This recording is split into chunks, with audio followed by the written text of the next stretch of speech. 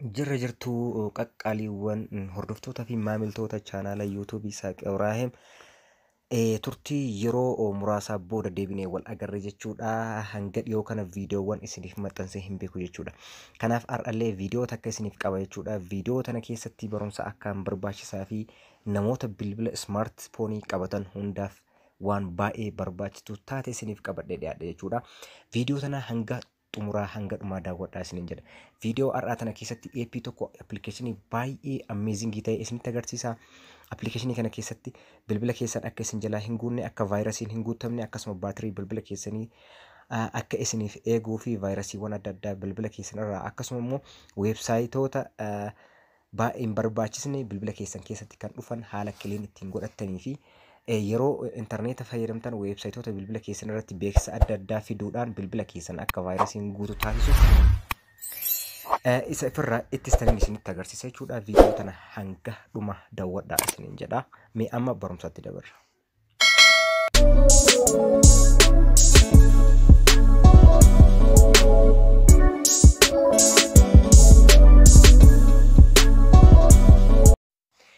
Hayyeeka appilikeeshiniin har'aan kana isin barsiisu isin beeksisu jechuudha. Appilikeeshinii as bira arguu jirtan kana Jank Smaashar jedhama. Teelegiraama kiyya irraa buufachuu dandeessan. Teelegiraama kiyya immoo diskiripshin booksii keessa jira. Iddoo mata duree viidiyoo kana itti barreessu xiyya gara gadi ilaaltu sana jala tuqxanii achi keessa diskiripshin booksii keessa teelegiraamni kan kooni jira. Teelegiraama kan koo yoo tuqxan kallattiin gara chaanaala teelegiraama kan kootti isin fudhata. Achirraa daawunlood godhattan jechuudha. Amma mee takka takkaan isinitti agarsiisa jechuudha. Calqaba appilikeeshinii kana ni bannaa. Mee yeroo tokko kilii godhee haa banuuni. Yoo bantan haala kanaan isiniif fida appilikeeshinii yeroo calqabaatiif. Achi booda permishinii isin gaafata. As biratti permishinii eeyyama isin gaafata. Permishinii okay jettanii kennitaniif jechuudha.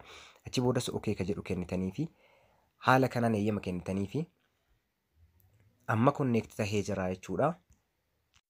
Haala kanaan erga bantan isiniif fida jechuudha. Amma waan as biratti argitan kana waan jaha isiniif fida jechuudha. Waan jaha baay'ee murteessaa bilbila keessan irratti fayyadamtan jechuudha. Calqaba irratti WhatsApp clean jedha jechuudha. Namoota WhatsApp fayyadamtaniif storage bilbila keessanii akka hin guunneef WhatsApp clean isiniif godha isinitti agarsiisa jechuudha. Lammata immoo Jank clean jedha. Faayiliiwwan akka vaayirasii, weebsaayitii kanneen bilbila keessan irratti dhufan beeksisa adda addaa wajjin dhufuudhaan bilbila keessan irratti qubatan jechuudha. Isa san clean up isiniif godhee storage keessan space isiniif qulqulleessa jechuudha. Sadaffaa irratti CPU cooler jedhama. CPU'n kun oowwa bilbila keessanii akkasumas qorra yookiin oowwa bilbilli keessan sadarkaa inni irratti jiru haala inni itti leevalii inni itti irra jiru isiniif mirkaneessuudhaan appilikeeshiniiwwan hin barbaanne akka install gootan isin fayyada jechuudha. Inni arfaffaan kun baatirii seever jedha. Baatirii seeverii kana appilikeeshiniiwwan isin fayyadamtan hunda eeyyama keessaniin alatti fedha keessaniin alatti akka baatirii hin fixne appilikeeshiniiwwan isin irraa cufa. Akkasuma immoo weebsaayitiiwwan isin irraa cufa. Haala itti fayyadamtaniin hunda lafa isiniif kaa'aa kilir isiniif godha jechuudha. Inni biraa inni shanaffaan app manager jedhama. As keessatti wanni isin fayyadu jechuudha. Fiichariin wan appilikeeshiniin kun qabu app manager. App managerii kana keessatti jechuudha. Appilikeeshiniiwwan bilbila keessan irra jiran kan dhokatanii fi kan hin dhokatin, kan install ta'anii fi an install hin taane jechuudha. Hunda isiniif baasa jechuudha. Isa san kilik gootanii achi booda foonii keessan dhibbaan dhibbatti boost isiniif godha jechuudha. Mee tokko tokkoon isinitti argisiisa jechuudha. Mee amma isa calqabaa kana tuqee isinitti argisiisa isa kana jechuudha. Mee afaan WhatsApp fayyadamaa yeroo tokko ni tuqa. Kunoo allow ka jedhu kana eeyyama kennaaf jechuudha. Achi booda allow godha. Haala kanaan naaf fideera kunoo faayilii bilbila kan koo keessaa ani baay'ee waan hin fayyadamneef garuu appilikeeshinii ni qaba. Akkaawuntiis ni qaba garuu hedduu hin fayyadamu jechuudha. Erga haala kana isiniin fidee namoonni WhatsApp fayyadamtan fakkeenyaaf garee adda addaa keessaafuu namni garee fayyadamtan Zoomiidhaan garee kan fayyadamtan jechuudha. WhatsApp keessan ni guuta. Sababa WhatsApp keessaniitiin bilbilli keessan ni guuta jechuudha. Kanaafuu maal gootanii calqaba aadiyoo kana barbaaddan viidiyoon jira. Imeejii suuraalee jechuudha. Piikchariin jira, waalpeepariin jira, voisiin jira, sagalee namni isin ergu jechuudha. Voice nootiin jira, dookumantiiwwan jira. Akkasuma immoo daataabeeziin jira jechuudha. Waan hedduu as keessa argitan. Kana hunda kiliin isiniif godha jechuudha. Kiyya hundi isaa amma zeeroodha kunoo akkuma as biratti argitan asitti faayiliin zeeroodha, asittis zeeroodha, asittis zeeroodha. Kun hundi isaa waan tokko of keessaa hin qabu jechuudha. Kanaafuu keessan keessatti kan isin jalaa guutee jiru yoo ta'e yeroo tokko gadi tuquudhaan akkanatti ilaaltanii zeeroodha jedha. Achi booda gara gadii kan dhufe fakkeenyaaf haala kanaan naa fida. Are you sure you want to delete database jedha. Yoo barbaadan delete gootan jechuudha akka bilbilli keessan isin jalaa hin guunneef jechuudha. Kan WhatsApp haala kanaan fayyadamtanii. Mee fakkeenyaaf kan jaank kiliinii kana bira dhufee isinitti argisa. Waan baay'ee dinqisiisaadha inni kun jechuudha. Yeroo tokko ni tuqa. Kunoo raamii bilbila kan koo storage isaa jechuudha. Check naaf godhaara. Naaf qulqulleessaa jira jechuudha. Kunoo waan isin ajaa'ibu jechuudha. As biratti naa fidee jechuudha. Waan barbaachisaa ta'e guutuu isaa jaankii as biratti naa fidee appilikeeshiniiwwan hin barbaachisne as biratti kunoo naa fidee jedha. Unuseful APK jedha. Appilikeeshiniiwwan hin barbaachisne as keessa jiran kunoo meegaabaaytii 429 jedha. Akkasuma kunoo faayiliiwwan biroo as biratti ergi jirtan kun jechuudha. Kunis akkasuma lama waan amma as biratti argitan kana hunda naaf qulqulleessaa. Advertising jedha kunoo amma inni dhumaa kuni. Kanaafuu maal gootanii clean immediately battalumatti dhabamsiisaa yookiin balleessaa jedha kunoo as biratti jechuudha. As biratti ni balleessitu jechuudha. Mee fakkeenyaaf balleessee isinitti argisiisa. Kunoo naaf balleessaa jira.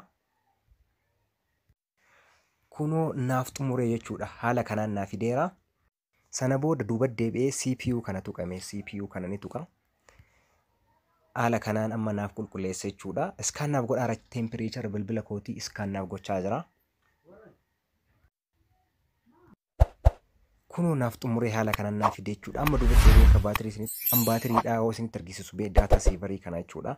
Isa kana yeroo isinitti argisiisu ni tuqaa. Isa kana ni bana. Haala kanaan daataa seevarii naaf qulqulleessaa jira.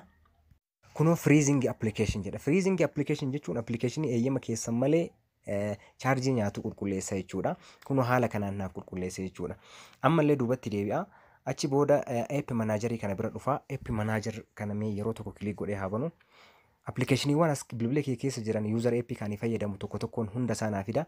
Kunoo as biratti appilikeeshinii hunda isaa appilikeeshinii 80 kan install ta'an kunoo 80 apps installed jedha. Achi booda siistama kana biraa dhufu ka siistamaa kana ni tuqa. Kunoo kun siistama jechuudha. Kan normaalii bilbila kan koorra ture.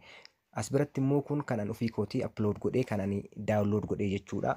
Play Store fi akkasuma App Store irraa. Haala kanaan kan hin barbaanne delete keessaa gootan jechuudha. Kunoo fakkeenyaaf bifa kanaan isinii fida. Kunoo haala kanaan isinii fida jechuudha. Appilikeeshinii 400 olii amma naannoo kanatti kan argamu lamaan isaa walirratti kan hin barbaanne uninstall gootan jechuudha. Kunoo iddoo kana tuqtanii uninstall gochuu dandeessu. Mee amma duuba deebi'ee tokko isinitti argisiisa jechuudha. Isa dhumaa kana Phone Booster ka jedhu kana isa kana ni tuqtanii isa sana. Phone Booster naa godha. Appilikeeshinii tokko tokko isaatiin waan isin ajaa'ibu kunoo kunniin appilikeeshiniidha kaas biratti argitan jijjiiree jechuudha. Booster naaf gochaa jira. Kunoo accelerating jedhaara. AP1 24 freeze naaf godhee jira. Ofirra narraa cufaara shutting down jedha kunoo as biratti. Naaf xumuree jechuudha. Kunoo haala kanaan fayyadamuu dandeessan jechuudha. Wanni kun waan baay'ee isin barbaachisaadha. Appilikeeshinii kana buufachuun itti fayyadamaa isiniin jedha. Barnoota kan koo kanuma irratti xumuraa hedduu galatoomaa isiniin jedha.